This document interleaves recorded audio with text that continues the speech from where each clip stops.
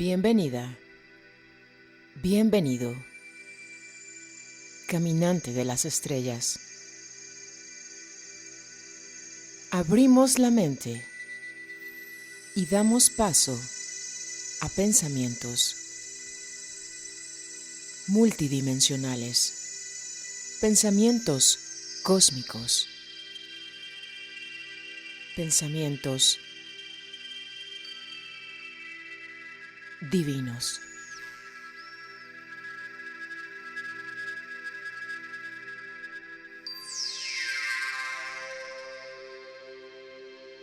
Sintonizando con la genialidad de Jacobo Greenberg, Silverbaum. La fuerza vital del cielo anterior.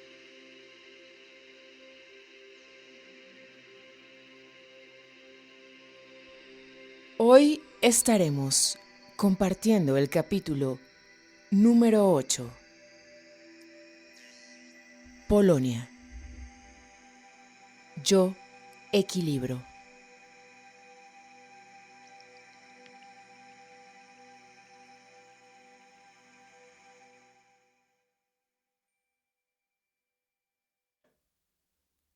Desde mi ventana los veía caer, lentos y acolchonados como si poseyeran vida propia. Algunos se pegaban al vidrio impulsados por una suave corriente de aire. Entonces me acercaba lo más posible para observar sus formas. Todos eran perfectos, pero diferentes unos de los otros. Me preguntaba cómo podía ser aquello. En una noche de tormenta, la cantidad de copos de nieve no podría ser contada ni siquiera con el uso de todas las combinaciones posibles de las letras del alfabeto hebreo. Sin embargo, existía una similitud. Cada palabra tenía un índice numérico resultante de la suma del valor de cada letra. El número de palabras también parecía ser infinito, aunque seguramente menos infinito que la cantidad de copos. ¿Dos infinitos? El recuerdo de Reubén me asaltó en este instante. ¡Qué ganas de que ya fuera mañana para poder discutirlo con él a la salida de la yeshiva! Reubén, ¿cómo podría ser que alguien diferente de uno fuera tan afín a uno? Reubén entendía todas mis preguntas, las vivía como propias y me ayudaba a darles respuestas. ¿Dos infinitos? Mi mente no dejaba de pensar. También era cierto que había familias de palabras que coincidían en valor numérico y familias de familias. Había que agradecer a los grandes rabinos y cabalistas haberse pasado vidas enteras contando y haciendo combinaciones de las palabras de la Torá por el legado que nos dejaron. Leer la Torá con gematría era como penetrar a otro universo y entenderlo. Si las palabras pertenecían a familias, los copos no. Me acerqué más a la ventana y ahí estaban. Algunos eran más parecidos que otros y ciertamente podía uno abstraer de sus formas diferentes componentes comunes, algo así como su geometría global. Mi madre entró a mi dormitorio en ese instante. Me recordó que mañana debía levantarme a las 5 porque los caminos estaban bloqueados por la nieve. Me recosté, pero no pude dejar de pensar. También Reubén y yo, Mordejai, éramos como las familias de palabras y las geometrías comunes de los copos de nieve. Decidí preguntárselo mañana. Sí, mañana sería un día interesante, tal como lo había sido hoy. Me dormí y soñé que Reubén tenía otro nombre y era mujer. Lo recordé durante un instante al despertarme. Balikai. Pero se perdió en mi memoria apenas me levanté. La tormenta de la noche había dejado un paisaje blanco de una pureza transparente. Me enfundé mis guantes, me puse mis botas y un abrigo de piel, y seguido por mi perro, eché a andar en dirección a la yeshiva. Sabía que Reubén estaría haciendo algo similar, aunque su casa estaba situada en el otro extremo del pueblo. La yeshiva ocupaba una cabaña de madera que todas las mañanas nos acogía junto con otros estudiantes y nuestro maestro, el rabino de la comunidad. Hacíamos el rezo matutino y después, durante horas, nos dedicábamos a leer pasajes del Talmud y a discutirlos.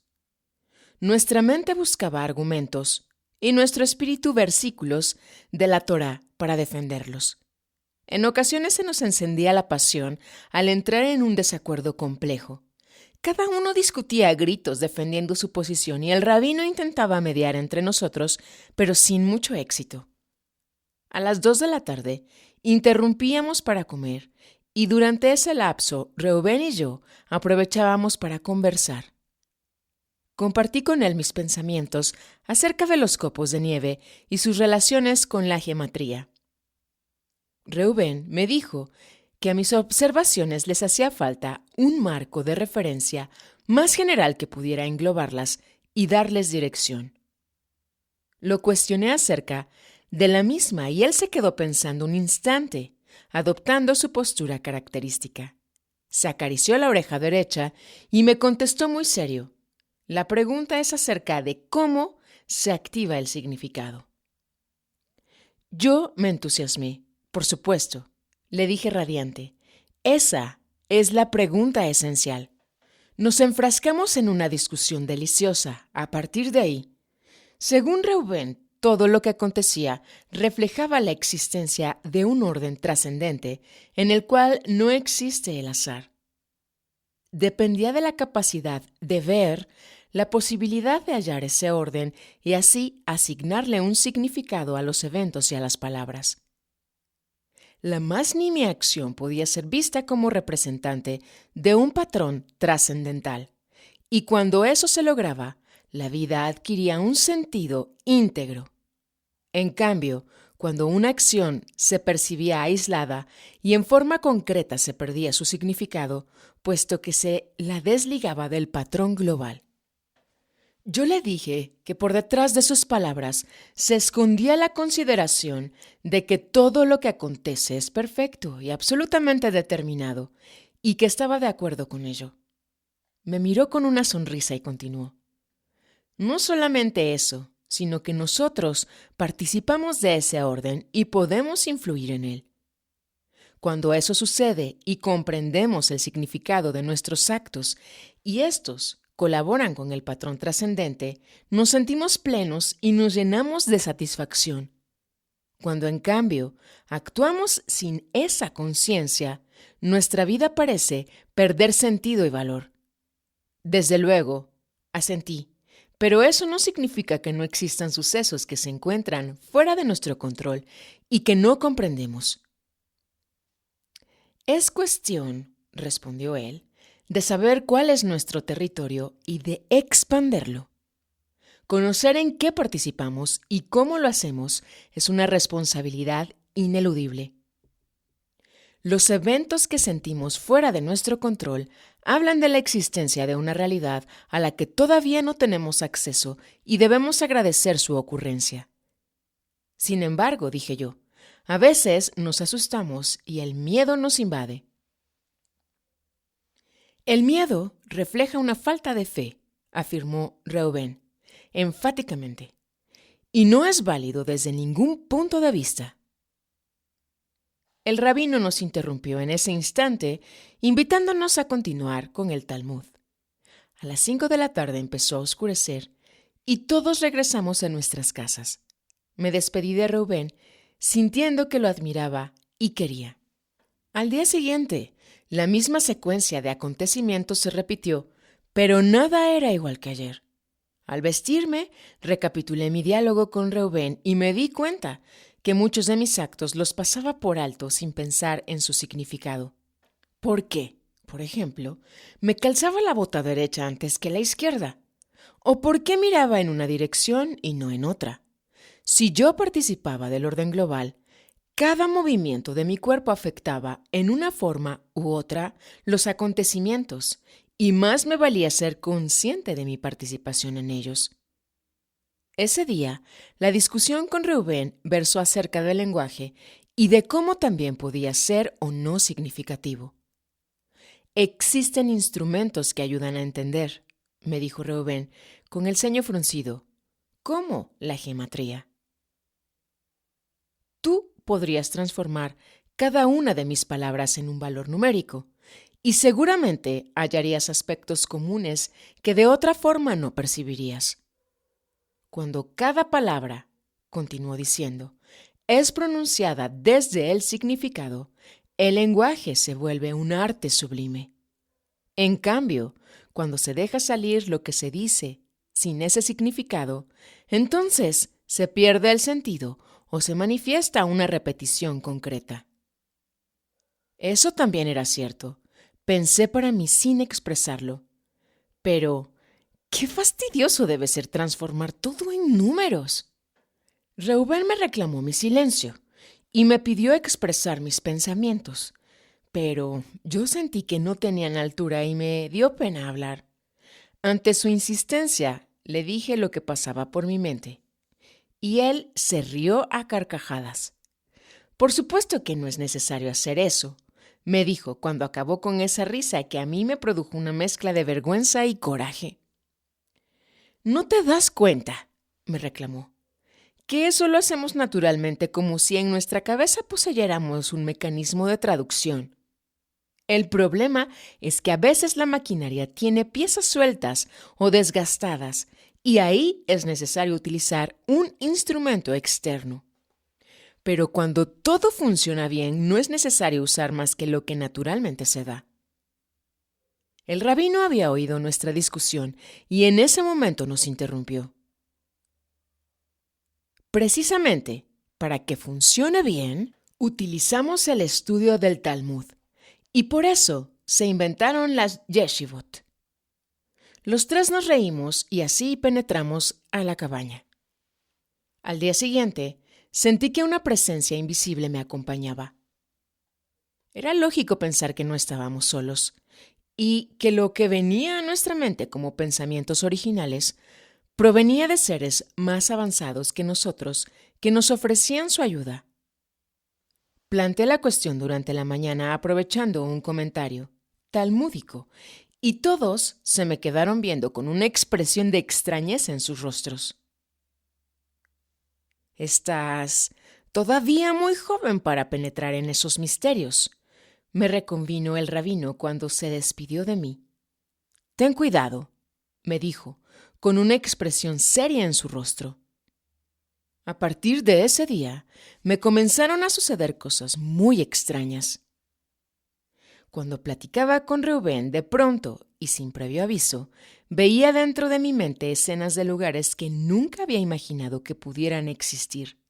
Soles anaranjados, playas candentes y mares plateados. Me veía flotando en medio del espacio, con miles de estrellas a mi alrededor. También comencé a oír una música cuyo compositor no podía ser sino el mismísimo Dios. Mi cuerpo no resistió tales visiones y enfermó de gravedad, pero ningún médico pudo averiguar la causa. Reuben me venía a visitar, pero en su presencia y en medio de fiebres altísimas, las visiones se intensificaban. Mis padres le prohibieron platicar conmigo y lo dejé de ver durante una convalecencia larga y penosa de la que sobreviví más delgado y pálido que nunca. Por fin me recuperé y volví a asistir a la yeshiva, pero a Reuben ya no lo volví a ver. Se había ido a otro pueblo a continuar su educación rabínica. Nunca salí de mi pueblo, y cuando mis padres murieron, heredé su casa y me casé. Viví hasta los 85 años, y nunca me olvidé de Reuben y mis conversaciones con él. Hacia el fin de esa vida comprendí que la verdad se encuentra en el equilibrio exacto de todas las cosas.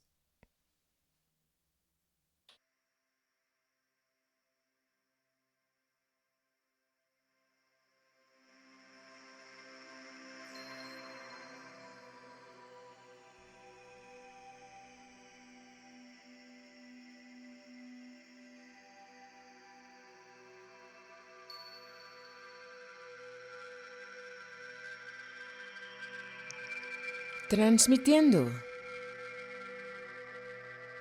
desde la Gran Matlalcoyotl, Tlaxcala, México, hemisferio norte del planeta Tierra. La tercera roca del Sol.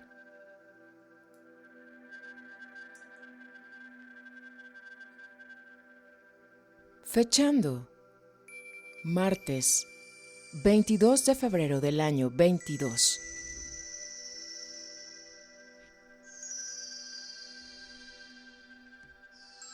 21 horas con 12 minutos de la noche.